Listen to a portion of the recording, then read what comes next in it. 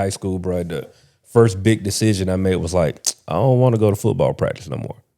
So I just stopped playing football. First day of high school, there was football practice. And I just remember saying, like, I really don't love football like that. Why am I going to go to football practice? And it was just like right there, something in my mind said like, oh, no, this is, do the things that you actually want to do, not what everybody else is doing.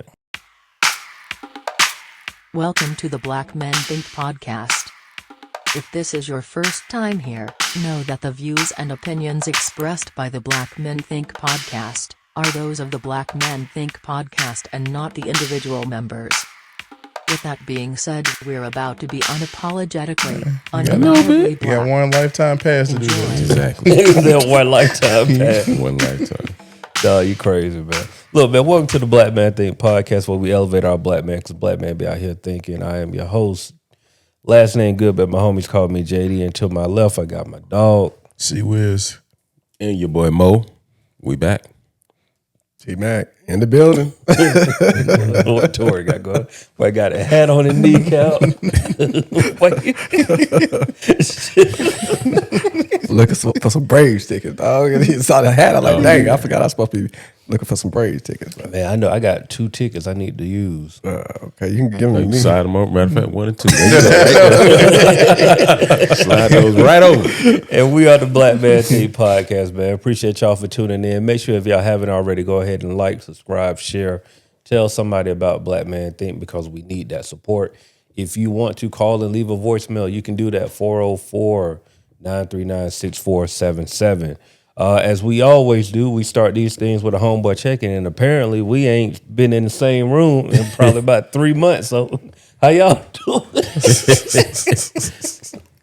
I'm straight, dog. Straight, cool. A little tired. Just moving around the city a lot. Well, actually moving around a lot of cities, but Flex. here now. Good to go. That's good, man. I'm in the building, so I'm here. That's all I got for you. Yeah, that's cool. What about you, man? Yeah, I'm good, man. All right. I'm glad to see everybody. That's why the people tune in, right? They got a little extra. That was a good check-in. Yeah. Well, hopefully y'all doing good. I'm well too, man. Yeah. I don't think I have. I'm trying to think. Guess we all doing fine. I know, right? Yeah. No. Doing good, man. Just trying to think. Like, I don't know. It's August been like a weird month.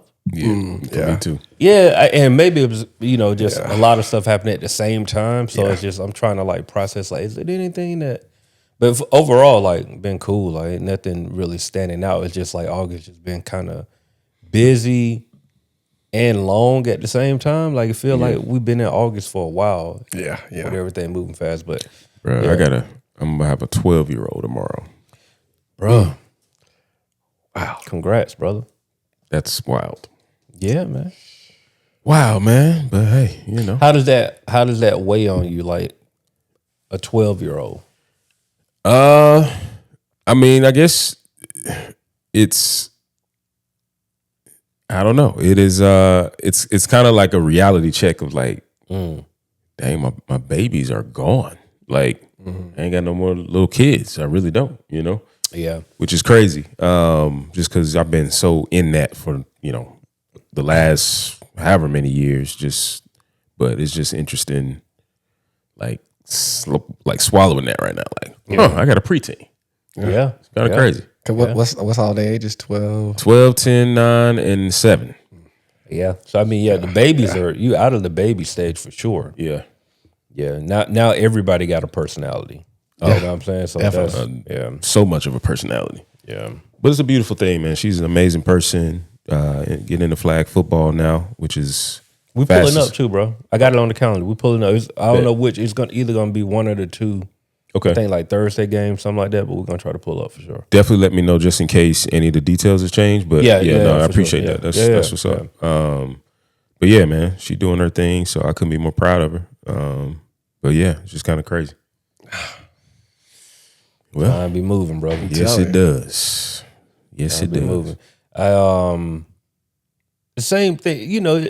I've been lately I've been trying to be more intentional about actually listening to my kids. And I know that might sound crazy, but you know what I'm saying. You know, just like I know what you're talking about. you get into this zone of like, you know, okay, all right, cool. All right, hey, do this. You know, you're giving out the instruction. And I'm like, I really feel like the past 2 or 3 weeks, I've just been trying to like, all right, let me like really listen to what these kids are saying. You know what I'm saying? And brother, it's been it's been some rude awakenings. Like honestly, bro. Like my oldest has always been the more outspoken one, but I just happened to like she challenged me in a way that really had to make me rethink a lot of things because she really said how she felt in a moment of just like she was like, "Why are you talking to me like that?" And I was like, yeah, we quick to like what, be like, girl, like who you talk? And then it was like, no, why are you talking? And I'm like, what do you mean?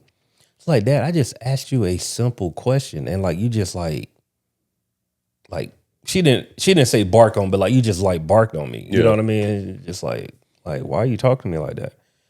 And after I took a deep breath and had a chance to like process what she said, I was like, you know what, baby girl, I apologize. Daddy just had like, it's been a stressful day. And y'all are like adding on to it because, kids come home. The school that my children go to is a very structured school. And the minute that they get out of that structure, it's like, so they feel like, oh man, I got to like run around and do all the things. And, after having a stressful day and then you walk in the house and it's like, yo, I just really want y'all to just go to the room and just like, and it wasn't that. It was a lot of running in and out the door, yelling, just loud noise. Yeah. You know what I'm saying? Don't I know? And but she was just like, Dad, like you don't have to talk to me like that. We can like just have a conversation. She said we can just have a conversation. I was like, oh man, this is like 8 years old, bro. That's crazy. Wow. And I'm like, I don't even know what teenager gonna be like with her. Yeah. I mean, I'm glad that she's because you don't want to raise, especially like women. I don't want to raise women that are that are afraid to speak their mind, especially when they start getting like some relationships and things like that. So, it's like, all right, it starts at home, and so I'm just trying to take them deep breaths, brother, because when you open that door to that type of communication, man. That's good though. That's a good moment of like just good that you caught it in the moment. Because I mean, you know how that go. Like a kid say something back and immediately we go into Who are you talking to? Exactly. Back whatever that looks like, I think every parent understands to a degree like that moment. But it's great that you caught it, heard it, and affirmed like, what she was saying, and took a step to like, be vulnerable and say like, hey, dad missed it that time, Tough. It's also good she's bold enough to speak up, now mind you, catch me at the wrong time, wrong day. Still. It's a process now. But I mean, that's I find the same, bro. Like these kids they're real whole people. Yeah. And I think the older they get, like the more, like you said it earlier, their personalities start coming out, but like you actually learn as a parent to start treating them like an actual whole being, not just a child, but like they have an opinion, they have feelings, they have reactions, they feel all the things we feel, even if they don't understand the way that we understand it. They literally feel all the same feels. And so I think for us, like me and my wife, like we've been trying to really tap into that reality. Is like, all right, my son got in trouble at school.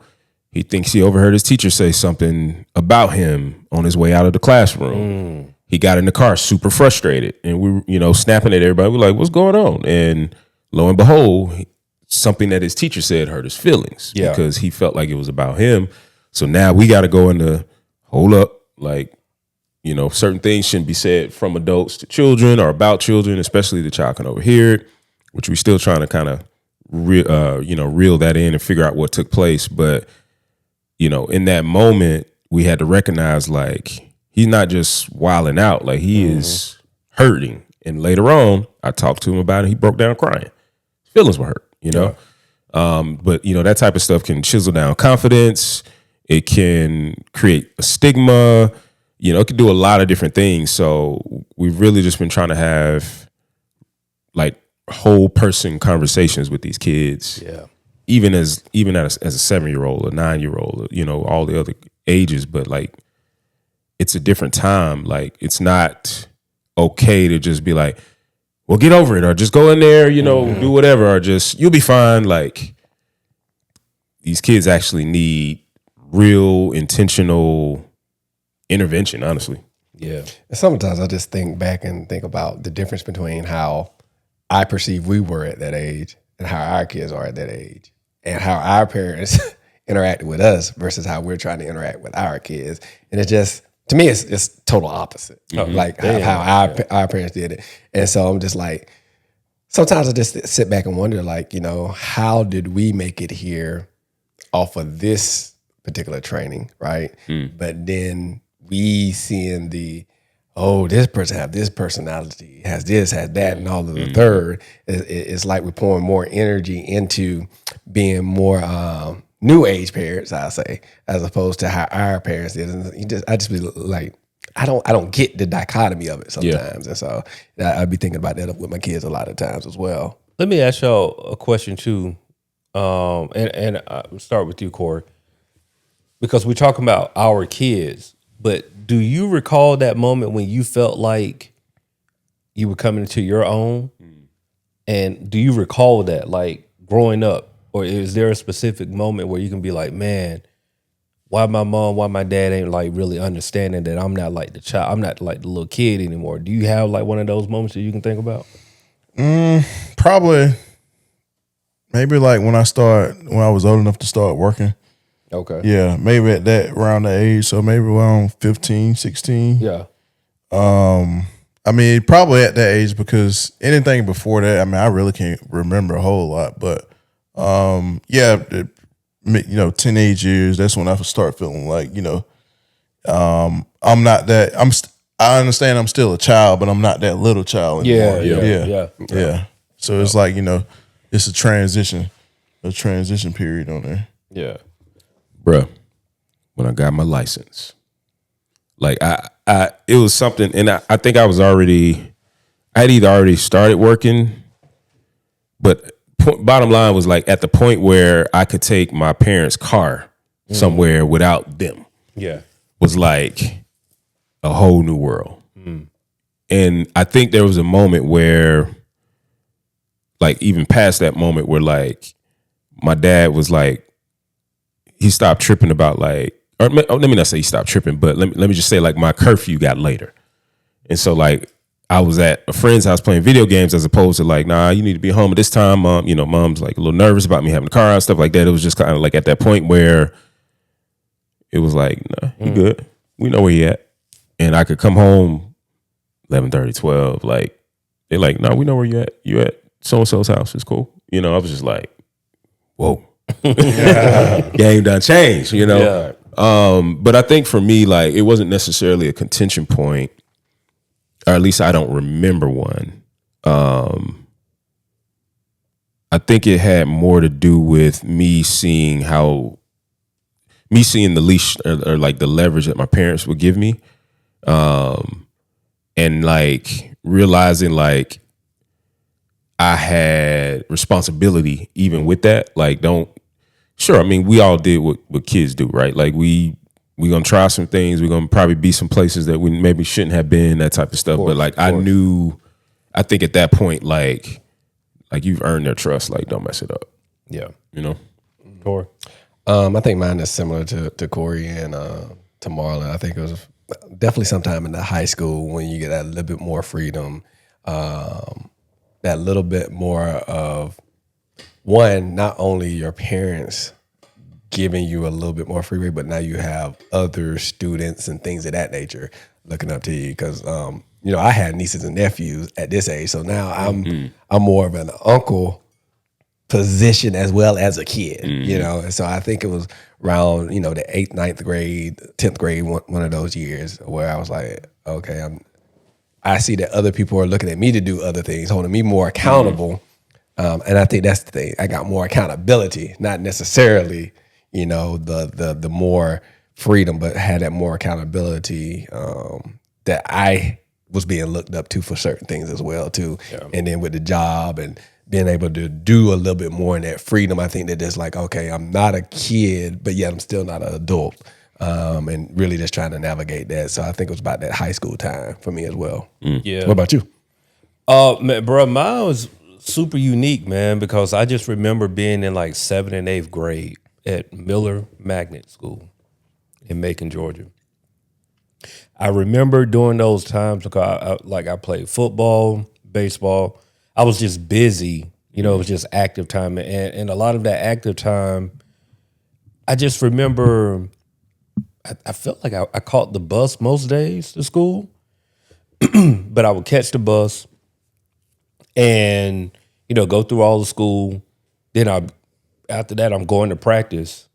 And I just felt like I was on my own all day until my parents came to pick me up at like 6 o'clock. You know what I'm saying? So I just felt like, even though looking at it now, of course not, but there was times I just had a lot of time on my own where I made a lot of bad decisions that my parents didn't know about, but I was just like outside, 7th grade, going to people's house who I shouldn't have been in, like, and then they are not like the model citizen. Like they're dealing with super older parents who don't have time to pay attention to them. And so like they're getting into things that they shouldn't be getting into. And I'm like right there, even though like, you know, my parents don't know because I'm just I either rode the bus or I got dropped off. You know, middle school for us, I think we used to have to be there like 9 o'clock or something like that. So like I would get dropped off, you know, everybody else got to go to work. 7:30, 8 o'clock. We'll drop you off, you know, at school, and then, you know, so I got a whole hour of whatever. You know what I'm saying? And so it's just like, I just remember being outside and on my own trying to navigate things. And I wasn't really on my own, but, you know, I felt that way. Right, I was just trying to figure out a lot of life around that 7th and 8th grade for sure. Like once I got to high school, I became more of who I am today. Like as far as I was a straight up follower in 7th and 8th grade. I was following behind people, what they were doing, like gang culture and all that. So I'm just looking at what they're doing and like, oh, okay, that's cool. Let me go over there and do that. And once I got to high school, I just got that sense of self, like, bro, you ain't on that type of time. I was gonna ask you like what the switch happened. Like, I mean, for one, gangs got really crazy around like our middle school, going into the high school. And so when I was playing around with gang activity, it was just, at best, you know, you might fight, but it ain't no serious fighting. You know, it wasn't like that. But like, I just remember it going from, oh, a fight might break out in the bathroom to, oh no, somebody got shot. I was like, I ain't trying to get shot. Like, you know what I'm saying? Just like very logical on some, no, I'm not in it for that. You know what I'm saying? And I just remember like, it was like around 8th grade. And, you know, at the time I'm still playing football and baseball. And I'm like, I'm living a lie. You know what I'm saying? Like I'm trying to be in the streets over here, but I'm like, I'm not in the streets. Like I really like sports. And so I was like really one of those in the middle type of guys. And then I just remember getting to high school, bro. The first big decision I made was like, I don't want to go to football practice no more. So I just stopped playing football. First day of high school, there was football practice. And I just remember saying like, I really don't love football like that. Why am I going to go to football practice? And it was just like right there, something in my mind said like, oh no, do the things that you actually want to do, not what everybody else is doing. You know what I'm saying? And so I just, it was just there. I had that same experience with basketball. Like it was 9th grade team, and I was just like, I like music. So I went through 9th grade, and then we came back around the 10th grade, and my coach was like, now you're going to be there, right? You coming? I was like, you know, I gave him like that. Yeah, but in my head, I'm thinking like, this is not what I want to do. Yeah. Like I've built this love for music. I started, you know, that's at the point where I'm making creations on my dad's keyboards, and I'm trying to, you know, think about like, I want a singing group. I want to be the next Drew Hill. I want to do, you know, B112 and that type of thing. And lo and behold, I just made an executive decision. I was just like, all right, I'm gonna step away from basketball. I'll stay on the track team just to stay in shape, you know, so I'll run track.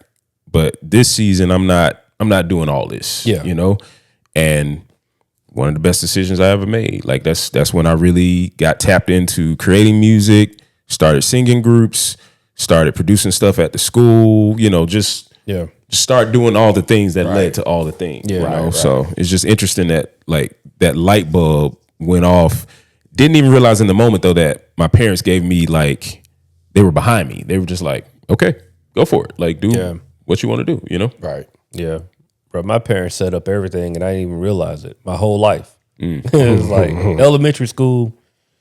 All right, you gonna play the snare, work on percussion. I didn't want to be in the band. Like, you know, 6th grade, I'm like, whatever. Yeah. Get to middle school. The school that I go to, it's a fine, I forgot what the focus was at Miller, but Central was all fine arts. And so you get there, I'm in mass media. Crazy. You know what I'm saying? And I'm like, so the whole time I've piano lessons, drum lessons, mass media, and then I look back and I'm like, I was editing video in Mr. Nelson class in like 9th grade. We were learning that 9th and 10th grade how to edit video. It took a whole lot longer than it did now, but I just, you know what I'm saying? What was that? What was that machine? Casablanca? I think it was another one too. I forgot. I can't remember the name of it. Yeah. But you remember the dude? Yeah, that he made that video with Allen Iverson. Dog, we had this guy, I think his name was Jeremy. Yeah. Dude made an Allen Iverson highlight tape. Yeah. Wow. Just to show you now how far It was technology a DMX, wasn't it? He did a DMX. Yeah, it was tight. It was tight. Dog. It was so tight. I wish like we had that video. But bro worked on that all semester. Yeah. No, real talk. Like he worked on trying to edit that thing all semester on this machine. I think it was called a Casablanca Avio or something like that. But I mean, we were doing those types of things in high school. You know what I'm saying? And not thinking about it, but you look at life now. It's like, dang, I was learning all of that on camera, how to set up lights, all of that stuff. We had like a news team. I worked the camera on the news content team. Creators. Yep. But I'm saying we were doing it back then and didn't know what we were doing. We were just, you know, at school. Yep. Mr. Nelson was teaching us how to like do programs, like like a letterpress. Yeah. All of that stuff. That's dope. They were doing it. Man, go ahead. Speaking of high school, man, what do y'all miss from high school? Like, oh man, that's a good question. Like, man, where do I begin? I know. To me, it was just the freedom, man. Especially like football season. Yeah, it's a game, the pep rally, going to the games. Man, I do miss that. Might be the top, like the high school Friday night. Friday night, bro. Friday night. Yeah. And that's whether it's football game, basketball season. Yeah. The gathering, bro. Like, and then the place where everybody goes after the game. Yeah. I was in band, so you know we traveled with the. Team. All around. Man. Yeah. What did you play? I played saxophone and tuba. So I forgot that, bro. Yeah, yes. That's crazy. I played tuba during the the concert season. Then I did football season. Then I did saxophone during the concert season. When's the last time you picked up either one of them? Well, I still have my saxophone at the you house. still got it? Yeah. The last time I actually played it though, probably about a couple of years ago, because I saw it like, I wonder if it's still playing it, and I got up and I played it. So the tuba I haven't played in a long time, and then I used to play the guitar a little bit too, and I haven't played that in a while. But the saxophone I pick up probably about once a year or so, just to see if I can still play some of the notes and stuff. So yeah, that's dope that you still have it. Mm-hmm. All of that, just. Man, Friday nights was just it was a time, bro. Like that, and I miss playing baseball, even though like I didn't play a lot. You know what I'm saying? Like I rode the bench heavy, and like I played a lot 9th and 10th grade, And then once I got to varsity, rode the pine. You know what I'm saying? But I just miss that competition and like going to the different cities and playing. Like I miss that. Yeah. I miss track, man, because I ran track all the time, and so going to those different track meets, invitationals, man, meeting the girls from the different track teams. Yeah, man, I still got a lot of friends, definitely from the Macon area, because we used to go to Gray Invitational, we used to go to Gray. y'all school, actually, your high school, Central. We had a nice track over there. And then Houston County. So we used to always go to those schools just to see them and to get out there and running and things of that nature. I missed that. And then definitely the state environment when we went to state track. Man, that was an experience. So I would say track and the Friday nights, I think, was a very good one that I missed. I was thinking track for sure. That was like, I think I dated probably at least 2-3 different girls from other track teams. That used to be a good time. Well, you used to go to the other track meets and meet the other girls. Couldn't wait, dog. And I wasn't fast. I was just there for that experience, dog. That was the only reason I did track for probably the last 2 years. Chasing after the wrong baton, dog. Trying to chase the wrong baton, dog. One focus. But nah, that was fun. I mean, honestly, just like the camaraderie at that age without having the adult things to worry about. Not knowing it in the moment, but like life was easy, bro. So easy. Yeah. Like what? We ain't have nothing to worry about except for getting up and going to school. Getting up, going to school, keep the grades up, and who number I'm about to get or who party I'm about to end up at. Yeah. I mean, I didn't get my first cell phone until I was senior year in high school. Yeah, I had to pay for it. Yeah, prepaid. Did you get the one with the light up with the antennas? Had Snake on there. Yeah, Snake. Had the hologram. Nokia. Actually, my first one was the Nextel. I got the Nextel. The Chirp. Chirp. Yeah, Sprint. Yeah, buddy. Yeah. My first phone was, I had like some whack joint, man. My first phone, bro. It was, man, what was it was Cricket. I don't think we had Metro PC. Cricket, it was a Cricket. I thought Cricket was like later. later. I thought Cricket was later. Cricket was like college. Wasn't it was like early. Cricket had Cricket down there. Yeah. Oh, see, we ain't had Cricket up here. We had Metro PC. Yeah, so we didn't have Metro PC. Yeah, so we had Cricket. Yeah, it was definitely Cricket. You sure it was Cellular Plus? Because that's what Cricket was until they renamed them. Maybe by the time we got phones, it was because I got phones senior year too. Like I didn't, you know what? So you know what? Yeah, so that's 2000. Yeah, it did turn to Cricket. You're right. I think I got my first cell phone like maybe 10th grade or something like that. So, I got mine when I started working in 10th grade, and that's when I got my Nextel because I purchased it myself. Before that, I had that pager, boy. Okay, I had a pager in middle school. But I thought I was. I had a pager. It went on though. It was just flex. I had a pager until I had my dad's old pager. It was a real pager. It just activated. I definitely had that. Thought you just jumped with that little pager. Who just right. Nobody pager, but real, man. Oh man, it was some good times, man. I still remember getting my first computer. It was a Gateway, bro. Yeah, me too. Yep, man. With that trial, the AOL trial, they sent it to you the CDs. Yep. Yep. Yo, oh man. Yeah, buddy. But here's the funny fact, cause my mom was a teacher, so I remember getting one of the first Macintosh computers when they came out, because the school got some, and so back then they used to let the teachers take them home. Really? Yeah, because they didn't want to leave them in the school. So they used to let teachers take them home. And so my mom used to always bring. So having that big floppy, man. Yeah, it was just amazing, man.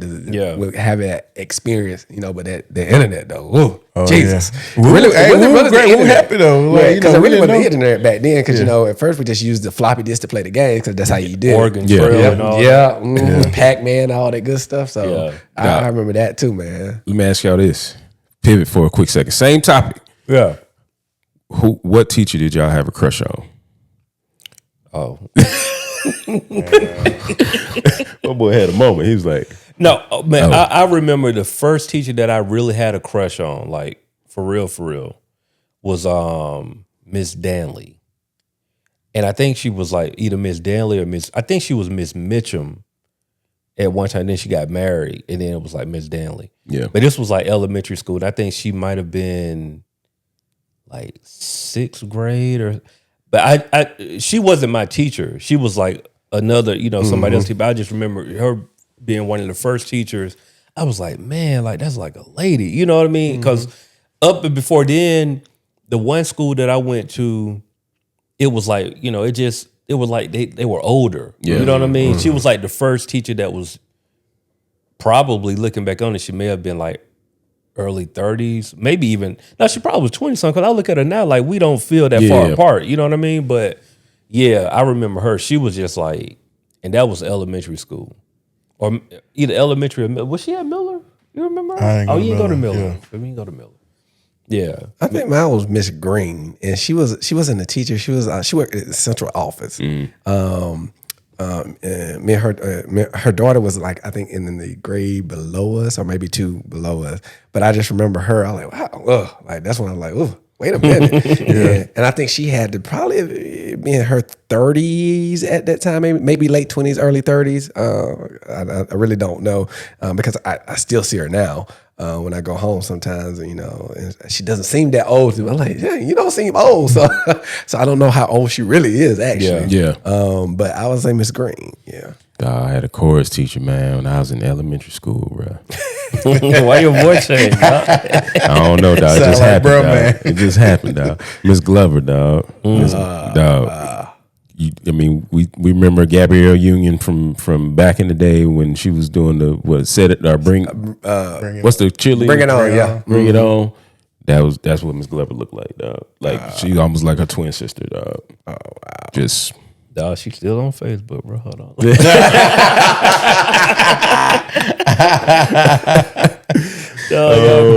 But yeah, man, I didn't have not any teachers, but did y'all used to have, like, I think they used to call them paraprofessionals? Yeah. They used to be in the class. Yeah. It was a couple of them in elementary school. But and they were younger too. They were younger. Their qualification was a little different. Right. Yeah. I don't know what kind of qualifications they had. But they were qualified. There was some good You said this was middle school? This is elementary school. Oh, okay. Yeah, because I think they stopped it, at least for us. I think they stopped it right when we got to middle school. I think they stopped parapros. So I don't remember parapros. I don't remember them in college. So I mean, in high school. High school, no. I remember the parapros at elementary. Yeah. That was the first time I heard a teacher cuss. For real? That was in 5th grade. Like, I don't work here. What's that? No, I was in 5th grade. My 5th grade teacher name was Hazel Wilson.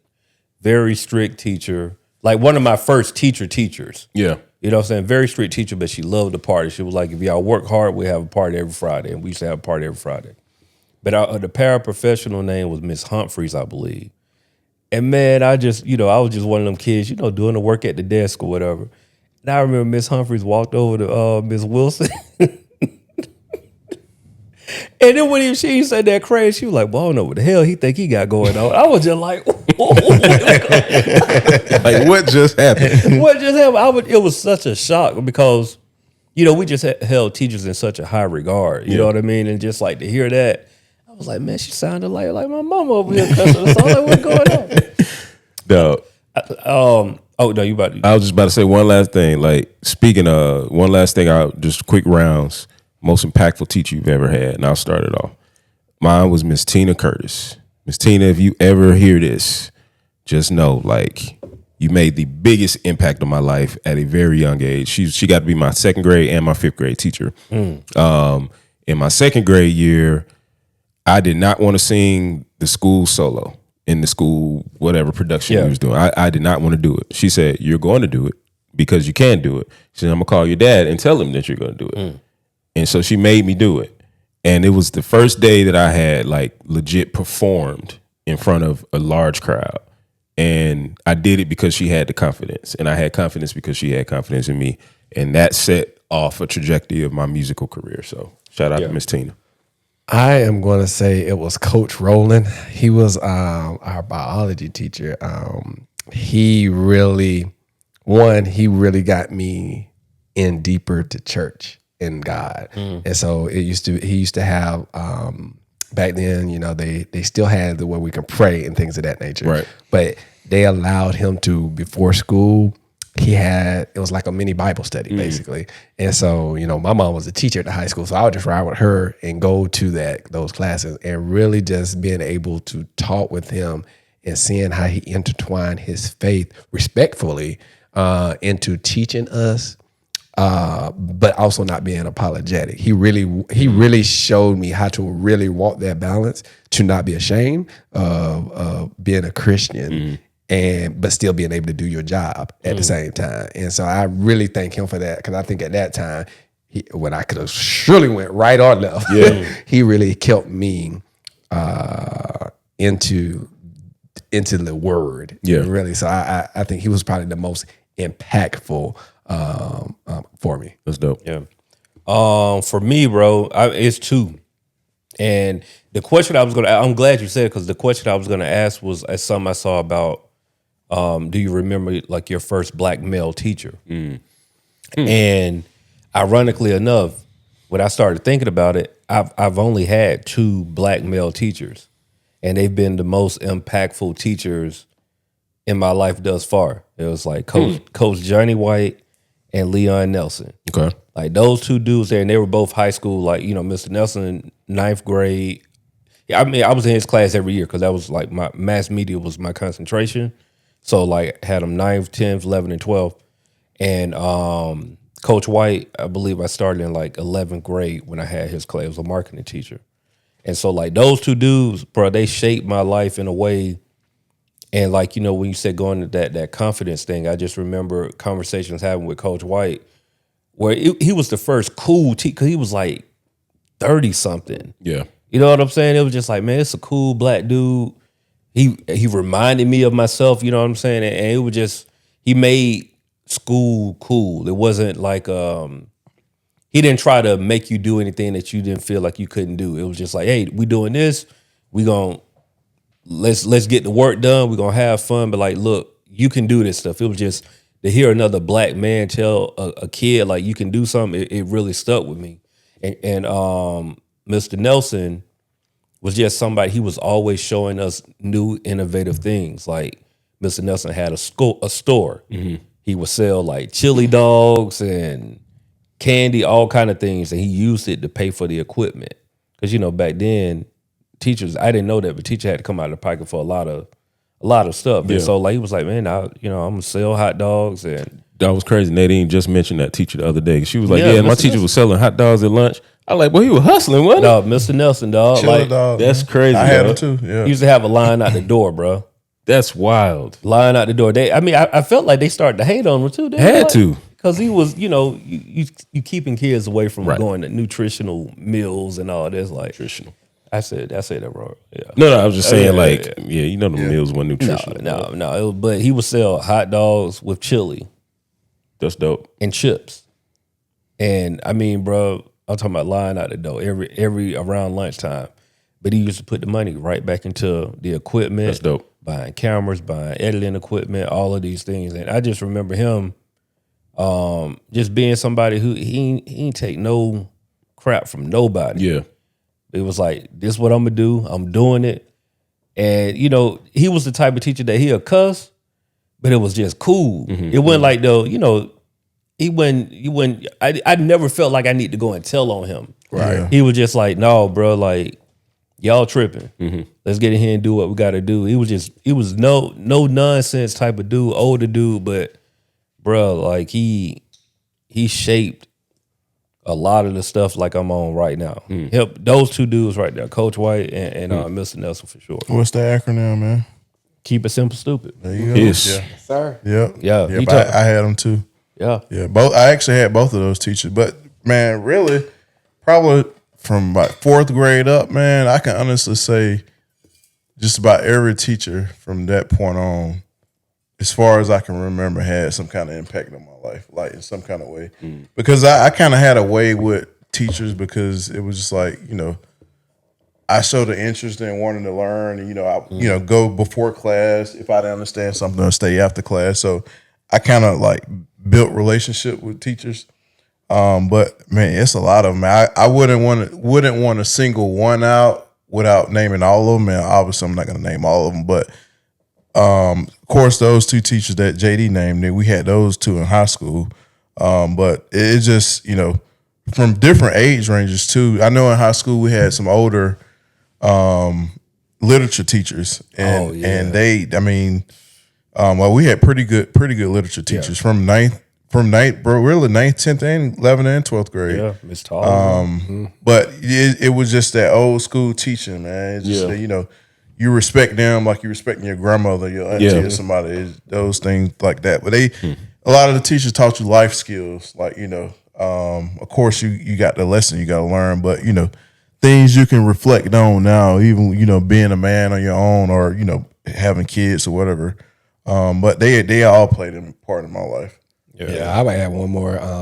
Mr. Key, he was our social studies teacher, who then ended up becoming our principal before we left. I mean, he was just a real guy that he really tried to bring the real world at that time to us and show us how to navigate that as well.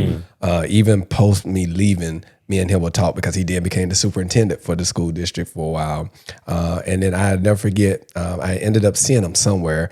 And I remember him telling me he had cancer and he was coming up to Atlanta for treatment before he passed away. But he was another one that really played a large role in my life and had me to really open up to trusting people as well. You know, giving people the benefit of the doubt. He was one of those people that was like, you know, you have to trust.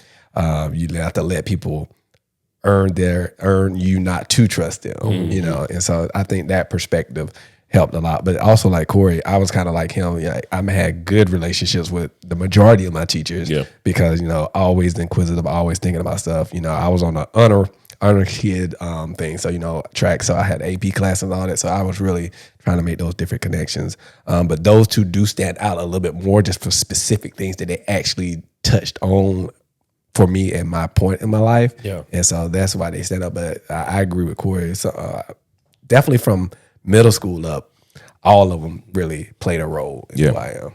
And remember this, tell your kids, the pen is mightier than the sword. Oh, it definitely build that relationship because you might be 1 or 2 points off from that B to an A. Yeah, but and they go a long way. They will go a long way. Man, I was just thinking about something, man. It was like, I can't remember back in the day or any time growing up where a student was fighting a teacher. Oh, I can. Well, I'm saying like not like today now. Yeah. Like I can't really. I mean, talking back, but like actually laying hands, like I can't. I don't know if I can. I can only remember 2, which means there probably was more, but. I definitely remember, but it's nowhere near how it is prevalent it is today. Yeah, I mean, I know, you know, it's social media and stuff. Information get it's probably happening the same. At the same capacity. Yeah, we just didn't know. They did a lot better job at confining it. Well, I don't know, because I would say like I think students were a little different back then, and so were teachers. Like teachers had a longer leash back then than they did now. For my gosh, they put hands on you if they needed to. Something. I'm like, bro, elementary school, like we had. Shout out to my elementary school principal, Mr. Tompkins.